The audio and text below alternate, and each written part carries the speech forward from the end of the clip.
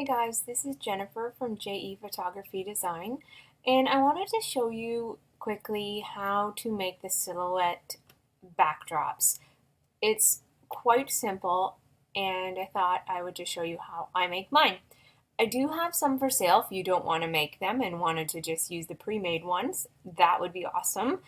They're available in the store, the new digital market store, Photographer's Digital Market. But if you want to make your own, this is how I suggest you do it. First of all, you can either use your very own sunset backgrounds that you have. I've seen some people take amazing sunsets. If not, you could just search online for some sunset photos. I know right now, if you're doing it for your own personal self, Adobe Stock has a few that you could do, but if you search around, you can find some sunset photos. So anyways, I brought this one in, and all I did was I went to, I went up, okay, there, so I lost my up at the top, I lost my, what do you call it, toolbar.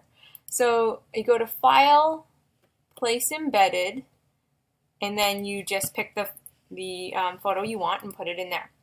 So what I normally do is, you can see over on the right hand side in the layers panel, or wherever your layers panel is, right now it's currently set as it says a smart object thumbnail, and it has this little whatever that is. So I normally rasterize this layer, so then if I need to do anything to it, like if I want to change the color, or okay, so for example, let's say I've got it highlighted here, I want to go up to Image, Adjustments, Hue Saturation. Maybe I don't want it so purpley. I'm just gonna, you can kind of play around with the colors, being mindful of, you can't play too much because obviously it goes absolutely crazy. But you could play around with the colors if you wanted. And next I'm going to go over here in my toolbar panel, or whatever you want to call it, and I want to find, what yours may be set to something else here, but it's the line tool, or it might be the rectangle tool, or whatever it is. You want to left click on it, right click on it. This is how I do mine. There might be other ways, but I want to draw a rectangle, a black rectangle. And this is going to be our ground. Oh, not red. I don't want red. I want black. So I'm just going up here to the shape information. So I change the fill to black and the stroke to, I don't want a stroke on it. So stroke to nothing. And I'm just going to press enter to set that in. Next, you're going to want to go up to your tool brushes. You're going to want to download some of these tool brushes. So you can go to Brushies, which is Brusheezy,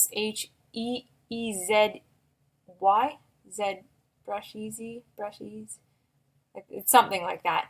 Anyways, you can go in there and download a whole bunch of awesome grass brushes. So as you can see, I have 3 bundles from them. So I'm just going to pick this one right here. So it's grass 11. But right now, as you can see, it won't let me draw on it. So I'm going to do Shift Command N, or Shift Control N on a regular computer. So I'm working on a Mac. And this is going to give me a new layer. And if you use your right or left bracket tool, you can change the size of the layers. Change the size of your brush. So I'm just going to pop a few of these in. So this is what I normally do. Maybe I put 3 in. And then I'm going to go up to my brushes again. And now I want to find something that's like grass. I want actual grass, and I want it small, and I'm just gonna layer maybe 2 in, and this is very like up to you, however you want it to be. Sorry, I have so many brushes open.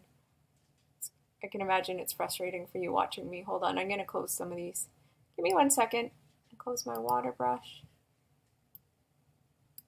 I'm going to close that grass, and I only want this one open.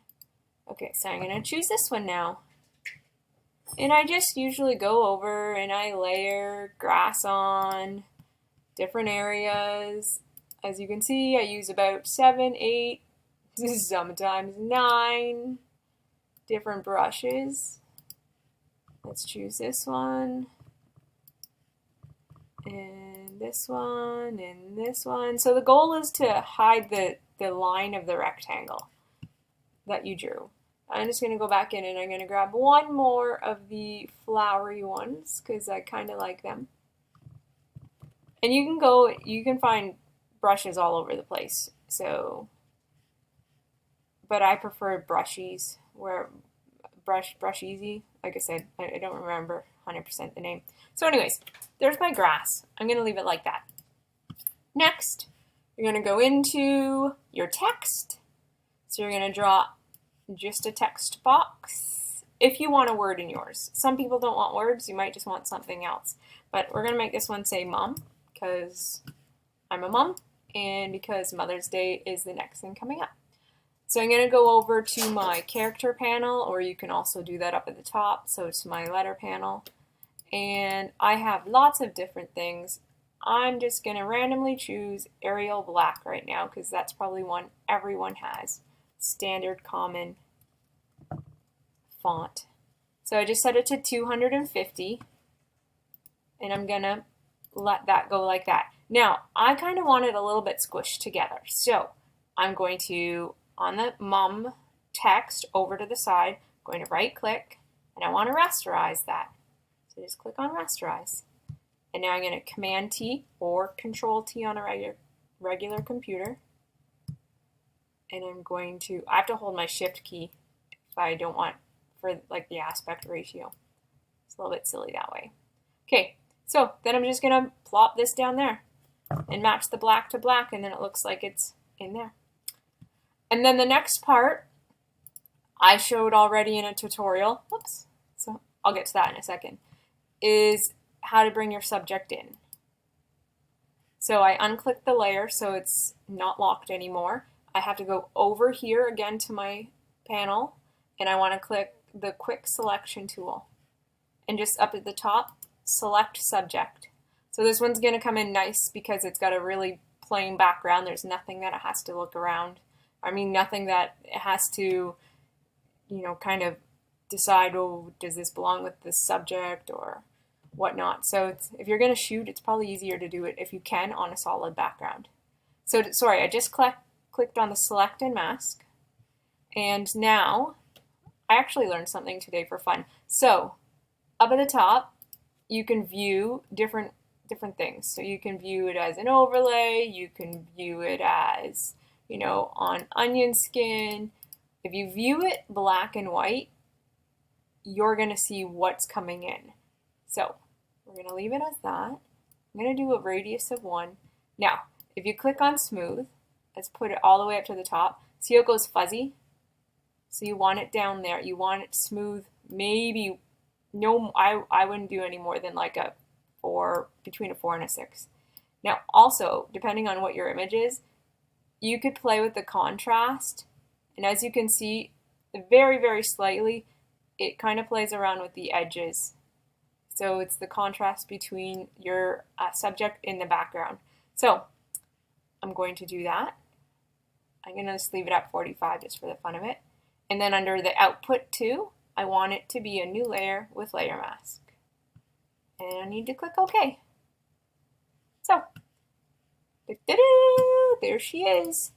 And going back up to my select tool, this is highlighted. I'm just going to take my little girl and I'm just going to plop her in to my image. And this is a very low resolution file, just so you know. So it's going to come in very tiny because I saved it very tiny. Oh, where is she? Oh, there she is. She's just taking a second to come in. So I'm going to resize her because she's pretty tiny. Let's just resize her like that. Okay, good enough. I'm going to close that panel. All right, so as you can see on the right-hand side, maybe you can, maybe you can't, and along the bottom, there's a little line that comes in when you, for some reason, select and mask. I don't know why. I don't know why it comes in. So what I'm going to do is go over to my paintbrush tool, and I'm going to use black paintbrush because I already have a layer mask on it, because that's what I told it to do when I selected. Oh, I don't want my grass brush. Silly me. Okay, going up to my top brushes, my basic brushes at some point. Bear with me, this computer is clearly a little bit on the slow side tonight. Okay, hard round, that's what I want. Black brush, and I'm just going to brush that away. Okay, now we need her to be black. So on that layer again, I'm going to go down here to the very bottom where it says create new filler adjustment layer. It's a little circle, black and white circle. If you click on solid color, we want it black. Makes your screen black, which is fine because now on that layer we're going to right click and we're going to create a clipping mask to the little girl. Voila, you now have a silhouette image. If you need to go in, if for some reason it's fuzzy or pixelated, you could easily, let's zoom in to 75. And if you know the shortcut to zooming, go right ahead and use that. I don't know what that is, nor do I feel like figuring that out. So as you can see, there's a little bit of pixelation. So what I do sometimes is I go around. Let me see, black. Yes, I go around with my brush. Sometimes I actually put it on maybe about a hardness of 84, whatever. You can play around with your brushes. And then I just kind of go around quickly and I brush that off so then it's not so pixelated. I'm not going to do that right now because you don't need to watch me do that.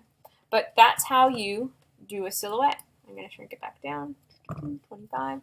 So for example, I did a dance silhouette, just says dance, and then I made my own word art and put it in there.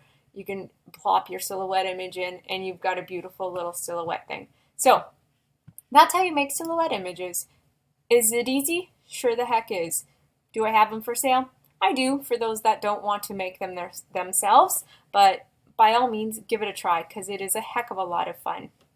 Anyways, thanks for watching. Hope you enjoyed. Let me know if you find this video or tutorial helpful, and feel free to share it. Thanks, guys. See ya.